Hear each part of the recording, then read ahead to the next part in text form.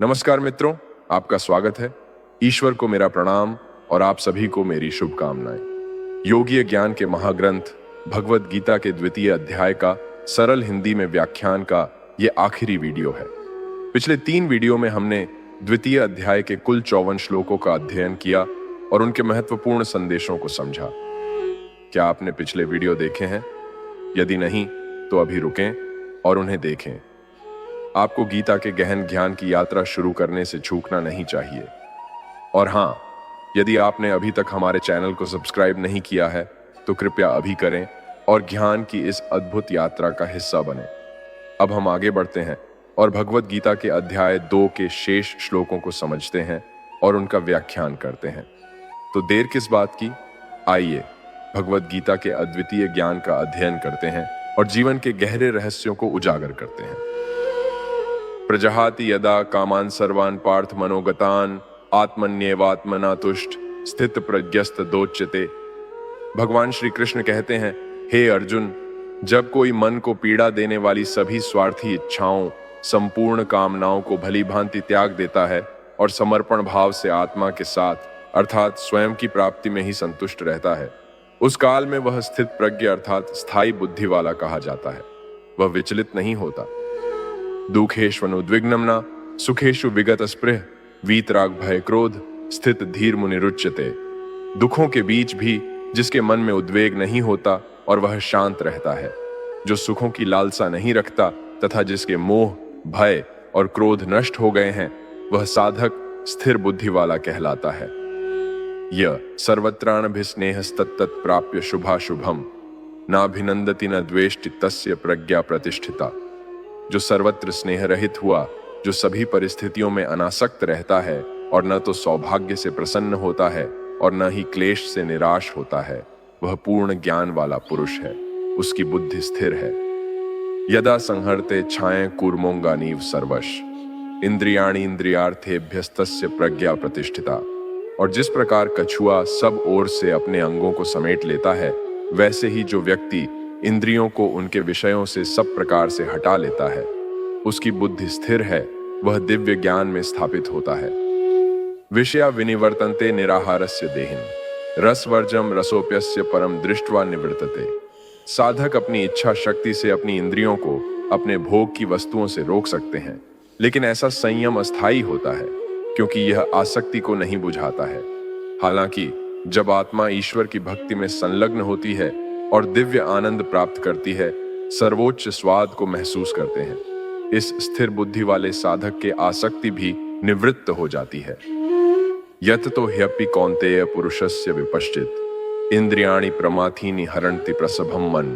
हे कुंती पुत्र, इंद्रियां इतनी प्रबल और अशांत हैं कि आसक्ति के नाश न होने के कारण वे आत्मनियंत्रण का अभ्यास करने वाले विवेक से संपन्न व्यक्ति के मन को भी बलपूर्वक हर ले सकती हैं।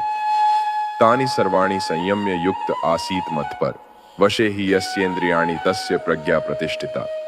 उन संपूर्ण इंद्रियों को वश में करके समाहित चित्त अपने मन को सदैव मुझ में लीन रखे और ध्यान में बैठे, क्योंकि जिस पुरुष की इंद्रियां वश में होती है, उसकी बुद्धि स्थिर हो जाती है, अर्थात मन व इंद्रियों के ऊपर बुद्धि की प्रभुत्ता रहती है।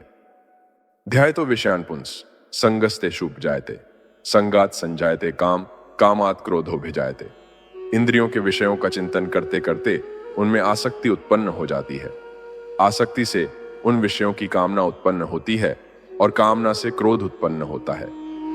क्रोधात् भवति सम्मोह सम्मोहात् स्मृति विभ्रम स्मृति भ्रंशात् बुद्धिनाशो बुद्धिनाशात् प्रणश्यति। क्रोध से निर्णय की क्षमता धुंधली हो जाती है, जिसके परिणाम स्वरूप स्मृति भ्रमित हो जाती है। जब स्मृति भ्रमित हो जाती है तो बुद्धि नष्ट हो जाती है, और जब बुद्धि नष्ट हो जाती है तो मनुष्य अपनी स्थिति से गिर जाता है, नष्ट हो जाता है। राग द्वेष व्युक्तैस्तु विषयानिन्द्रियैश्चरण आत्मवश्यैर्विधेयात्मा प्रसादमधिगच्छति। परंतु जो साधक अपने मन को नियंत्रित करता है और इंद्रियों के विषयों का उपयोग करते हुए भी राग और द्वेष से मुक्त रहता है, वह प्रसन्नता को प्राप्त होता है, भगवान की कृपा प्राप्त करता है। प्रसादे सर्व दुखानाम हानिरस्योपजायते प्रसन्न चेतसो ह्याशु बुद्धि पर्यवतिष्ठते। दैवीय कृपा से अंतःकरण की प्रसन्नता मिलती है, जिसमें सभी दुख समाप्त हो जाते हैं और ऐसे शांत मन वाले कर्मयोगी की बुद्धि शीघ्र ही सब ओर से हटकर एक परमात्मा में ही भली भांति स्थिर हो जाती है। नास्ति बुद्धिर्युक्तस्य न चायुक्तस्य भावना न चाभावयत शांतिरशांतस्य कुत सुखम। परंतु अनुशासनहीन व्यक्ति, जिसने मन और इंद्रियों को वश में नहीं किया है, न तो दृढ़ बुद्धि रख सकता है और न ही ईश्वर पर स्थिर चिंतन कर सकता है। उस अयुक्त मनुष्य के अंतःकरण में भावना भी नहीं होती तथा भावनाहीन मनुष्य को शांति नहीं मिलती, और जिसके पास शांति नहीं वह कैसे सुखी रह सकेगा। इंद्रियाणाम हि चरताम यन्मनोनुविधीयते तदस्य हरति प्रज्ञाम वायुर्नावमिवाम्भसि। क्योंकि जैसे तेज हवा पानी में नाव को उसके निर्धारित मार्ग से भटका देती है, वैसे ही इंद्रियों में से मन जिस इंद्रिय पर केंद्रित होता है वह एक इंद्रिय भी बुद्धि को भटका सकती है। तस्माद्यस्य महाबाहो निगृहीतानि सर्वस्य इंद्रियाणि इंद्रियार्थेभ्यस्तस्य प्रज्ञा प्रतिष्ठिता। इसलिए हे महाबाहो अर्जुन, जिस पुरुष ने इंद्रियों को उनके विषयों से रोक लिया है, इंद्रियों को नियंत्रण में रखा है, वह दिव्य ज्ञान में दृढ़ता से स्थापित हो गया है, उसी की बुद्धि स्थिर है। या निशा सर्वभूतानां तस्यां जागृति संयमी यस्यां जागृति भूतानि सा निशा पश्यतो मुने। जिसे सभी प्राणी दिन मानते हैं वह बुद्धिमानों के लिए अज्ञान की रात है, और जिसे सभी प्राणी रात मानते हैं वह आत्मनिरीक्षण करने वाले पुरुष के लिए दिन है। अर्थात जो लोग सांसारिक चेतना में हैं, वे भौतिक आनंद को जीवन का वास्तविक उद्देश्य मानते हैं। वे सांसारिक सुखों के अवसर को जीवन की सफलता या दिन मानते हैं, और इंद्रिय सुखों से वंचित होने को अंधकार या रात मानते हैं। दूसरी ओर जो लोग दिव्य ज्ञान से बुद्धिमान हो गए हैं, वे इंद्रिय भोग को आत्मा के लिए हानिकारक मानते हैं और इसलिए इसे रात के रूप में देखते हैं। वे इंद्रियों के विषयों से विरत रहने को आत्मा की उन्नति के लिए मानते हैं और इसलिए इसे दिन के रूप में देखते हैं। आपूर्यमाणमचल प्रतिष्ठम समुद्रमाप प्रविशन्ति यद्वत् तद्वत् कामा यम प्रविशन्ति सर्वे स शांतिमाप्नोति न काम कामी। जिस प्रकार नदियों के निरंतर जल प्रवाह से समुद्र अविचल रहता है, उसी प्रकार जो पुरुष अपने चारों ओर वांछित वस्तुओं के प्रवाह के बावजूद अविचल रहता है, उसे शांति मिलती है, न कि वह व्यक्ति जो भोगों को, इच्छाओं को पूरा करने का प्रयास करता है।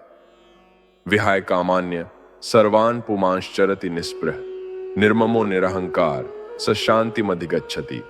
वह व्यक्ति जो सभी भौतिक इच्छाओं को त्याग देता है और लालच, स्वामित्व और अहंकार की भावना से मुक्त रहता है, पूर्ण शांति प्राप्त करता है। एषा ब्राह्मी स्थिति पार्थ नैनाम प्राप्य विमुह्यति स्थित्वास्यामंत कालेपि ब्रह्म निर्वाण मृच्छति। हे पार्थ, प्रबुद्ध आत्मा की अवस्था ऐसी होती है कि उसे प्राप्त करने के बाद मनुष्य कभी भी भ्रमित नहीं होता। मृत्यु के समय भी इस चेतना में स्थापित रहने से व्यक्ति जीवन और मृत्यु के चक्र से मुक्त हो जाता है और भगवान के परम धाम तक पहुंच जाता है। दोस्तों, भगवत गीता का द्वितीय अध्याय यहां समाप्त होता है। इस अध्ययन से हमें जीवन के मूल सिद्धांत और कर्म के महत्व को समझने का अवसर मिला। अगले वीडियो में हम भगवत गीता के तीसरे अध्याय का अध्ययन करेंगे, जो कर्म योग पर केंद्रित है। इस अध्याय में भगवान श्री कृष्ण अर्जुन को कर्म योग के विभिन्न पहलुओं के बारे में बताएंगे, जैसे कि कर्म का सही ढंग से कैसे पालन करें, कर्म के फल से कैसे मुक्त रहें, कर्म योग कैसे आत्म साक्षात्कार का मार्ग बन सकता है। यह अध्याय निश्चित रूप से बहुत ज्ञानवर्धक होगा। मैं आप सभी से अनुरोध करता हूं कि अगले वीडियो के लिए अवश्य बने रहें। अगर आपको यह वीडियो अच्छी लगी तो लाइक बटन जरूर दबाएं। आपके कुछ सवाल हैं या कुछ सुझाव हैं तो नीचे कमेंट्स में जरूर लिखिए। ऐसे ही ज्ञानवर्धक वीडियोस के लिए चैनल को सब्सक्राइब करना ना भूलें। धन्यवाद।